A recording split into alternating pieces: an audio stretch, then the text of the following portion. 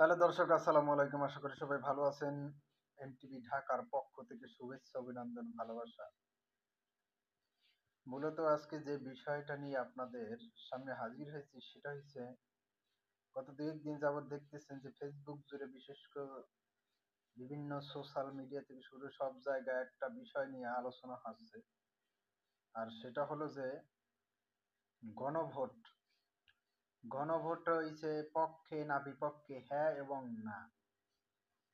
এখন এই গণভোটটা মূলত কিসের জন্য?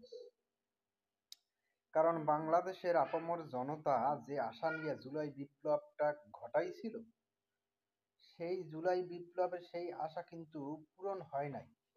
আর সেই আশা এখনো ভবিষ্যতেও পূরণ হবে কিনা সেটা কিন্তু বলা যাচ্ছে না, বুঝছেন? কারণ সামনে যদি যে কোনো একটা সরকার যায়, ঠিক আছে, যারা জুলাই সনদের ভিত্তিতে বা জুলাই সনদকে এখনই বিশ্বাস করে না, যারা এখনই বিশ্বাস করে না, তারা যে ক্ষমতায় যাইয়া এই সনদ অনুযায়ী রাষ্ট্র চালাইবে এবং এই বিপ্লবের সাথে যারা জড়িত তাদেরকে যে তারা দেখভাল করবে, এটা তো আসলে বিশ্বাস করা যায় না।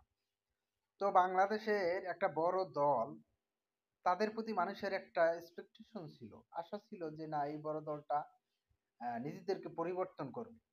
কিন্তু দুঃখের বিষয়, এই বড় দলটা নিজেদেরকে পরিবর্তন তো করেই নেয়। এখন অন্য মানুষ যে পরিবর্তন হবে বা করবে, সেটাও তারা হতে দিচ্ছে না। তারা যে কোনো বিষয় পরিবর্তন করতে চায় বাংলাদেশের আপামর জনতা, সেখানেই তারা বাগড়া দেয়। তারা জুলাই সনদ চায় না, তারা ওই যে উম, সংবিধানের পরিবর্তন চায় না, তারা রাষ্ট্রপতির পরিবর্তন চায় না, তারা ৭২-এর সংবিধান পরিবর্তন চায় না।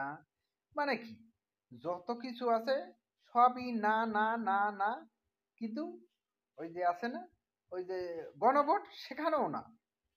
ঠিক আছে, যে সমস্ত দল বলছে ঠিক আছে আমরা গণভোট দিয়ে দেখি, জনগণ যদি চায় তাহলে সংস্কার জুলাই সনদ সবকিছু হবে, আর জনগণ যদি না চায় তাহলে হবে না।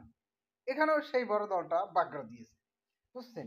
এই যে বাগড়া দেওয়ার একটা তাদের স্বভাবে পরিণত হয়েছে।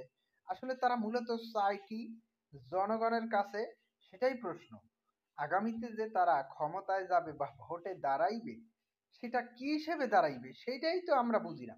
তারা যে জনগণের কাছে যাই বলবে যে জনগণ, হ্যাঁ আমাকে ভোটটা দিও, আমরা এটা করব এটা করব, সেটা কি বলবে? সেটা তাদের কাছে প্রশ্ন। তারা তারা সেটা জানাক